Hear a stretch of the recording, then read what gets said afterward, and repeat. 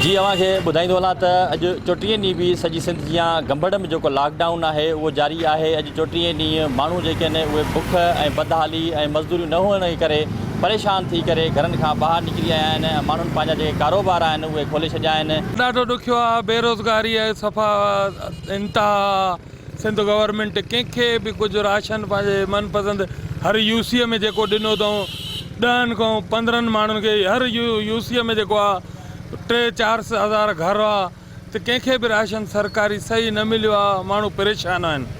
Sir बस गुज़ारो आहे, छा कजे, मजबूरी आहे, विढ़े पिया था पेट पालियूं। बाक़ी आहे ॾाढो माना ॾुखियो वक़्तु गुज़रे पियो असांजो। त असांजो त ऑर्डर बि आहे त भले तव्हां खीर जा दुकान, ॾही जा दुकान खोलियो, पर वरी बि पुलिस वारा अचनि था चवनि बाबा बंदि कयो। बसि मजबूरी आहे, छा कयूं, बंदि करणा था पवनि। त इहो मुतालबो असांजो इहो ई आहे त बसि असांखे कोरोना मां त एतिरो ख़तरो न आहे जेतिरो हिन बेरोज़गारी ऐं बदहाली बुख खां ख़तरो आहे। ग़रीब आवाम छा करे, काॾे वञे। इहो मुतालबो इहो आहे त बसि जेतिरो थी सघे जल्द खां जल्द ई लॉकडाउन ख़तमु कयो वञे। ऐं अवां कैमरा जी अक्सां बि ॾिसी सघो था त माण्हुनि जी जेका आहे उहा रोडनि ते रश लॻल आहे।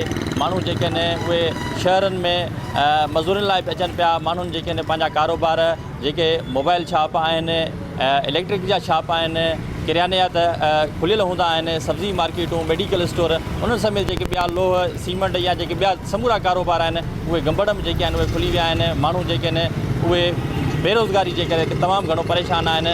हितां जा जेके माण्हू आहिनि उहे सिंध हुकूमत खे अपील कनि था लॉकडाउन त वधायो वञे थो, पर जेकॾहिं असांखे राशन नथो ॾिनो वञे ऐं असांजी साह नथी लधी वञे त असीं कोरोना वायरस जे खां त जेका बची सघूं था, पर असीं बुख खां जेको आहे उहो नथा बची सघूं। छाकाणि जो असांजा जेके बचा आहिनि उहे बुखूं काटण ते मजबूर थियनि था, फ़ाक़ाकशी करण ते मजबूर थियनि था। असांजा जेके बचड़ा आहिनि उहे बुखुनि ऐं फ़ाक़ाकशी करे मरी ज़रूरु वेंदा। जी।